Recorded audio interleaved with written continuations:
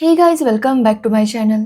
तो आज के इस वीडियो में मैं आपको एक्सप्लेन करने वाली हूँ 2026 में आई मूवी केरला स्टोरी 2। तो चलिए विदाउट वेस्टिंग टाइम मूवी का एक्सप्लेनेशन स्टार्ट करते हैं। तो मूवी स्टार्ट होती है सुलेखा नाम की लड़की से जो अपने मम्मी पापा के साथ रहती है। एक्चुअली सुलेखा और उसके पापा की थिंकिंग काफी लिबरल है, तो वही सुलेखा की माँ काफी धार्मिक है। बट सुलेखा कोई भी ट्रेडिशन ऐसे ही फॉलो नहीं करती। वो हर ट्रेडिशन पर सवाल उठाती है और पूछती है कि आखिर ये करना क्यों है। जिसके बाद हम दिव्या को देखते हैं जिसे डांस रील बनाने का बहुत ज्यादा शौक था और वो कल्चरल डांस के ऊपर रील्स बनाया करती थी। अब उसका बीएफ राशिद उसे कहता है कि अगर दिव्या ऐसी रील्स बनाती रहेगी तो वो ज्यादा फेमस नहीं होगी, इसलिए दिव्या को भी सेक्सी रील्स बनानी होगी ताकि उसके फॉलोअर जल्दी बढ़ जाए। जिस पर दिव्या कहती है कि उसकी माँ ने बस ऐसी रील्स बनाने की परमिशन दी है। अब ये सुनने पर राशिद उसे कहता है कि वो जानता है कि दिव्या के घर वाले कैसे हैं और वो कभी भी दिव्या को वैसी रील्स बनाने नहीं देंगे। बट अगर दिव्या ने ऐसी रील्स नहीं बनाई तो वो जल्दी फेमस भी नहीं हो पाएगी। अब ये सुनने के बाद दिव्या को भी उसकी बात सही लगती है और वो डिसाइड करती है कि वो भी सेक्सी रील्स बनाएगी। जिसके बाद जैसे वो रील्स बनाती है और उसके पेरेंट्स उसे देखते हैं तो वो काफी ज्यादा गुस्सा हो जाते हैं। अब दिव्या के पापा दिव्या को समझाने की कोशिश करते हैं तो वही दिव्या की माँ दिव्या के ऊपर काफी गुस्सा थी और वो दिव्या से कहती है कि वो ये रील्स डिलीट कर दे। बट दिव्या जब मना करती है तो उसकी माँ गुस्से में दिव्या का मोबाइल तोड़ देती है, जिससे दिव्या और ज्यादा गुस्सा हो गई थी। यहाँ पर दिव्या के पापा दिव्या की माँ को समझाते हैं कि उन्हें दिव्या को इस तरह से डांटना नहीं चाहिए बल्कि प्यार से समझाना चाहिए। बट दिव्या की माँ का कहना था कि दिव्या अब बड़ी हो चुकी है, वो ऐसा नहीं कर सकती। तो वही हम दिव्या को देखते हैं जो ये सब होने के बाद भी अपनी रील्स शूट कर रही थी और जैसे उसकी माँ ये देखती है वो काफी गुस्सा हो जाती है और दिव्या को रूम में लॉक कर देती है, साथ ही लाइट भी ऑफ कर देती है। जिससे दिव्या काफी गुस्सा हो जाती है और राशिद को कॉल करती है। वो राशिद से कहती है कि उसकी माँ बिल्कुल भी अच्छी नहीं है, वो उसे रील्स बनाने नहीं दे रही, यहाँ तक कि उसे रूम में लॉक करके रखा गया है। अब ये सुनने पर राशिद उसे कहता है कि वो जानता है कि दिव्या के घर वाले उसके साथ ऐसे ही करेंगे। वो तो चाहता था कि दिव्या काफी फेमस हो और उसके सारे सपने पूरे हो। वो दिव्या से कहता है कि एक बार अगर दिव्या उसके घर आ गई तो वो ही उसके सारे रील्स शूट करेगा, जिससे दिव्या बहुत ज्यादा फेमस हो जाएगी। अब ये सुनने के बाद दिव्या राशिद से कहती है कि वो उसे यहाँ से लेकर जाए। अब राशिद उसे कहता है कि वो चुपचाप रात को अपने घर से भाग निकले। अब दिव्या भी उसकी बात मानकर रात को घर से भागकर निकलती है। जिसके बाद हम नेहा को देखते हैं जो कि एक एथलीट है और उसका सपना है जैवलिन में गोल्ड मेडल जीतना और उसके पापा ही उसके कोच थे जो कि उसे सब कुछ सिखाया करते थे और उनका सपना है कि नेहा जल्दी नेशनल लेवल कंपटीशन में पार्टिसिपेट करे। अब यहाँ पर हमें पता चलता है कि नेहा एक राजू नाम के लड़के से प्यार करती है, जहाँ पर राजू नेहा से कहता है कि वो भी चाहता है कि जल्दी से नेहा उसके घर आ जाए। वो उससे बहुत प्यार करता है और अब वो उसके बिना नहीं रह सकता। तो नेहा उसे कहती है कि जब तक वो नेशनल लेवल नहीं खेलती वो शादी नहीं कर सकती। अब यहाँ पर राजू से कहता है कि वो चिंता ना करे, वो नेहा के लिए बेस्ट कोच हायर करेगा। साथ ही वो उसे कोच की फोटो भी दिखाता है, जो देखकर नेहा काफी खुश होती है कि राजू उसके लिए इतना सब कुछ कर रहा है, क्योंकि नेहा काफी मिडिल क्लास फैमिली से थी, इसलिए वो इतने अच्छे कोच को हायर नहीं कर सकते थे। अब नेहा भी ये सब देखकर काफी इम्प्रेस हो जाती है। राजू नेहा से कहता है कि वो दोनों शादी कर लेंगे और शादी के बाद नेहा आराम से अपनी प्रैक्टिस कर सकती है। अब ये सुनकर नेहा यही सोच रही थी कि आखिर वो अपने घर वालों को कैसे बताएगी। तो राजू कहता है कि पहले वो दोनों शादी कर लेंगे और फिर घर वालों को बताएंगे, क्योंकि उसके बाद उन्हें मानना ही पड़ता है। अब नेहा भी इसके लिए मान जाती है, जिसके बाद वो और राजू शादी करते हैं। अब शादी के बाद नेहा की माँ का उसका कॉल आता है जो कि उसे बताती है कि नेक्स्ट डे एक लड़के वाले उसे देखने के लिए आ रहे हैं। अब ये सुनकर नेहा काफी अपसेट हो जाती है। जिसके बाद अगले दिन जब लड़के वाले नेहा को देखने आते हैं तो नेहा सबको बता देती है कि वो पहले से शादीशुदा है, जो सुनकर उसके पापा और उसकी माँ दोनों ही काफी शौक थे। उसके पापा नेहा को अपनाने से मना कर देते हैं, जिसके बाद नेहा को घर से जाना था। नेहा की माँ उसे कुछ पैसे देती है ताकि नेहा की मदद हो सके, जिसके बाद नेहा राजू के साथ चली जाती है। तो वही हम सुलेखा को देखते हैं जो सलीम नाम की जर्नलिस्ट से प्यार करती है। यहाँ पर सुलेखा सलीम से कहती है कि आखिर वो अपनी फर्स्ट वाइफ को डिवोर्स कब देगा। तो सलीम कहता है कि वो जल्दी डिवोर्स दे देगा, बट तब तक वो दोनों लिव इन में रह सकते हैं। अब ये सुनकर सुलेखा भी इसके लिए काफी एक्साइटेड थी। वो जाकर ये बात अपने पापा को बताती है तो उसके पापा कहते हैं कि उन्हें इस बात से काफी प्रॉब्लम है, वो नहीं चाहते कि सुलेखा सलीम के साथ रिलेशनशिप में रहे। अब ये सुनकर सुलेखा काफी गुस्सा हो जाती है, क्योंकि हमेशा उसके पापा ने बस यही सिखाया था कि किसी भी रिलीजन में डिफरेंशिएट नहीं करना चाहिए। और अब जब सलीम दूसरे कास्ट का है तो वो उसके साथ लिव इन में रहने से उसे मना कर रहे थे। दिव्या कहती है कि उसे अपने सलीम पर पूरा भरोसा है, वो उससे बहुत प्यार करता है और उसने सलीम को पहले कह दिया है कि वो कभी कन्वर्ट नहीं होगी और सलीम के लिए भी ये सारी चीजें मैटर नहीं करती। अब ये सुनकर उसके पापा कहते हैं कि वो दोनों शादी कब करेंगे। तो सुलेखा का कहना था कि उन्होंने अभी डिसाइड नहीं किया, अगर उन्हें शादी नहीं करनी होगी तो वो शादी नहीं करेंगे और हमेशा के लिए लिव इन में ही रहेंगे। जो सुनकर उसके पापा कहते हैं कि जब उनके बच्चे होंगे तो वो किस रिलीजन को फॉलो करेंगे, जिसका सुलेखा के पास कोई जवाब नहीं था। वो कहती है कि वो सलीम से प्यार करती है और उसके साथ रहना चाहती है।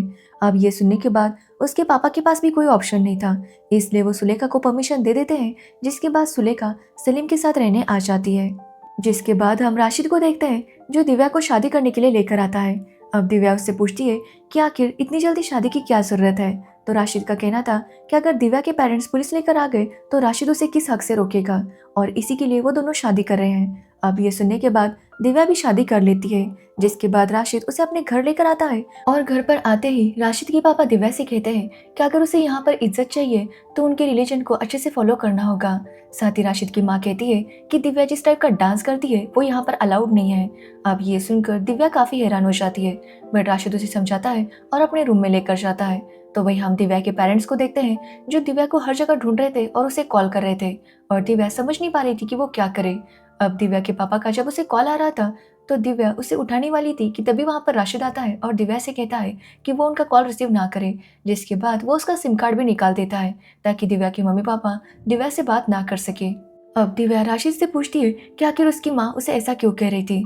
तो राशिद कहता है कि दिव्या को उनके रिलीजन में कन्वर्ट होना होगा, उसके बाद वो जैसे चाहे वैसे वीडियो बना सकती है।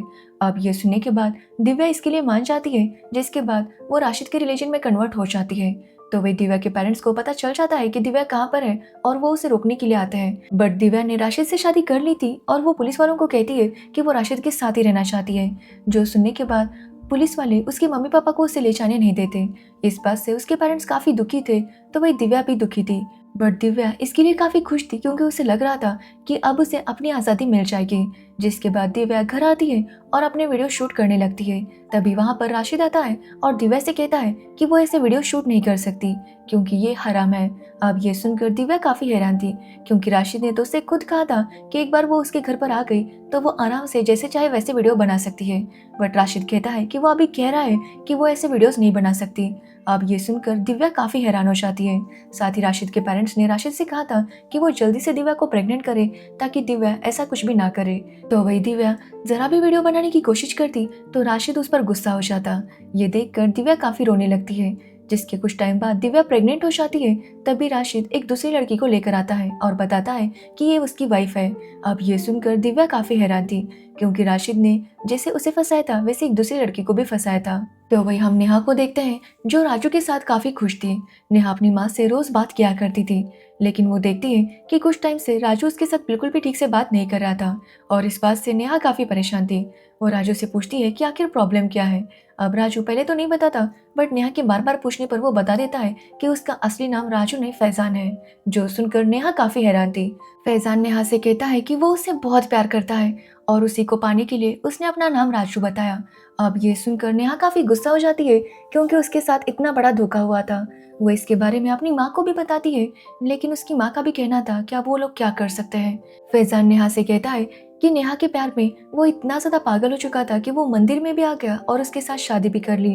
अब ये सब सुनने के बाद नेहा भी सोच में पड़ जाती है, जिसके बाद वो देखती है कि फैजान नमाज पढ़ रहा था और नेहा डिसाइड करती है कि वो भी फैजान से इतना प्यार करती है तो वो भी उसके लिए उसके रिलीजन में कन्वर्ट हो जाएगी। अब यहाँ पर मुझे एक बात काफी अजीब लगी, मतलब इन तीनों लड़कियों के बॉयफ्रेंड थे, बट इन लड़कियों ने कभी भी अपने बॉयफ्रेंड की फैमिली से मिलने की या फिर वो क्या काम करता है या फिर उसका इनकम कितना है, उसके फ्रेंड्स कौन है, वो कहाँ जाता है, क्या करता है, उन्हें कुछ भी नहीं पता था। खैर अब बात करें नेहा की, तो नेहा डिसाइड करती है कि वो कन्वर्ट होगी और वो कन्वर्ट हो जाती है। जिसके बाद फैजान कुछ लोगों से मिलता है जो कि उसे शाबाशी देते हैं और 4 लाख रुपए देते हैं, बट वो कहते हैं कि 2 लाख रुपए अभी फैजान को नहीं मिल सकते क्योंकि नेहा ने भले कन्वर्ट किया है बट वो अभी तक पाक नहीं हुई। उसे पाक होने के लिए उनके जो ग्रुप के हेड है उनके साथ रात बितानी होगी, तभी वो पाक हो जाएगी और फैजान के साथ अपनी लाइफ कंटिन्यू कर पाएगी। जिसके बाद नेहा उनके रिलीजन के मुताबिक फैजान से शादी करती है और शादी के बाद जब वो फैजान का इंतजार कर रही थी तभी वहां पर उनके वो ग्रुप का हेड मौलाना आता है जो कि नेहा के साथ जबरदस्ती करता है। जिसके बाद हम सलीम को देखते हैं जो एक जर्नलिस्ट तो है बट उसकी थिंकिंग बिल्कुल भी अच्छी नहीं थी। उसका कहना था कि उन्हें काफी लड़कियों को अपने धर्म में कन्वर्ट करना है, जिसके बाद इस तरह से सभी लोग उनके रिलीजन के हो जाएंगे और उनकी मेजोरिटी बन जाएगी।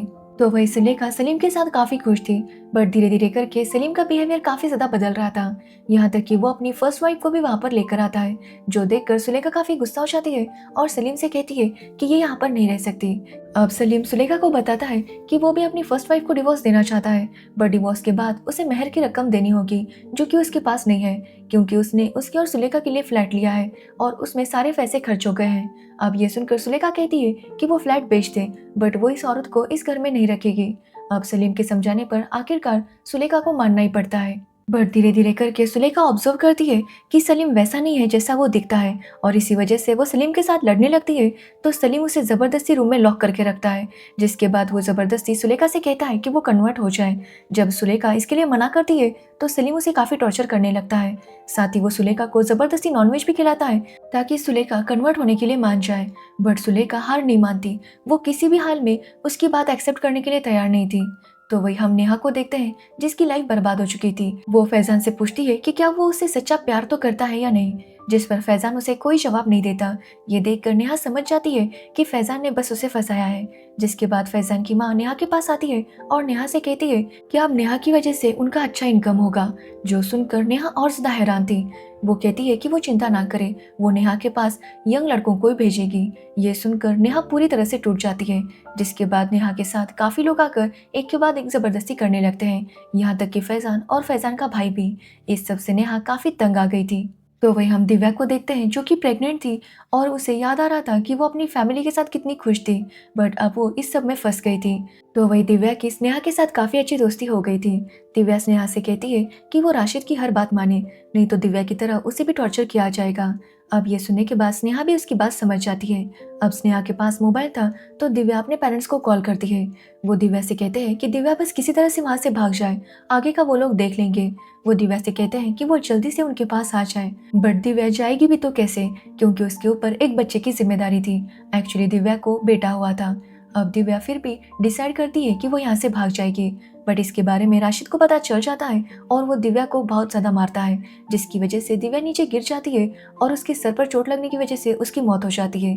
जिसके बाद राशिद स्नेहा से कहता है कि वो दिव्या के टुकड़े करे ताकि वो बाहर ले जाकर उसे दफना सके, जिसके बाद वो वैसा ही करता है और बाहर जाकर उसे दफनाता है। तो वही हम दिव्या के पेरेंट्स को देखते हैं, जो अपनी कम्युनिटी के पास आते हैं और उन्हें रिक्वेस्ट करते हैं कि वो उनकी मदद करे। बट कुछ लोगों का कहना था कि दिव्या ऐसी डांस की रील्स बनाया करती थी, तो ये देखकर कोई भी लड़का उसे फंसाना चाहेगा।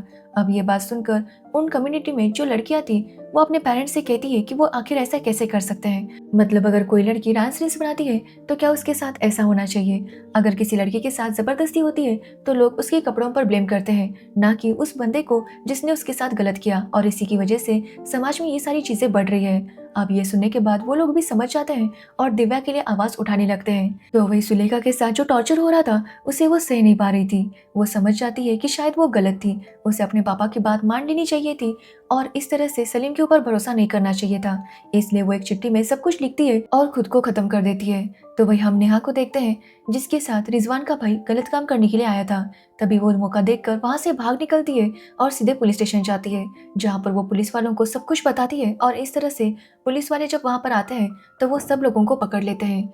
तो वही दिव्या के घर वालों को भी पता चल जाता है कि राशिद ने उनकी बेटी को मारा है, जिसके बाद सब लोगों को अरेस्ट किया जाता है। सुलेखा की बॉडी भी पुलिस वालों को मिल जाती है, जिसके बाद सलीम को भी अरेस्ट किया जाता है। अपनी बेटियों की यह हालत देखकर तीनों लड़कियों के घर वाले पूरी तरह से टूट गए थे। जिसके बाद कुछ टाइम बीत जाता है और हम देखते हैं कि दिव्या का जो बेटा था, उसे उसके मम्मी पापा अपने पास रख लेते हैं और उसका नाम रखते हैं दिव्यांश। तो वही नेहा भी अपनी फैमिली के पास वापस चली जाती है और फिर से अपने जैवलिन के सपने को पूरा करने की कोशिश करने लगती है। तो वही सुलेखा के पेरेंट्स के पास सुलेखा की यादों के अलावा कुछ भी नहीं था। और इसी के साथ ये मूवी एंड हो जाती है। तो ये थी केरला स्टोरी 2 मूवी की स्टोरी। अगर आपको इस मूवी की स्टोरी और मेरा एक्सप्लेनेशन पसंद आया हो तो वीडियो को लाइक कमेंट शेयर जरूर करना और मेरे चैनल को सब्सक्राइब करना बिल्कुल मत भूलना। Thanks for watching video.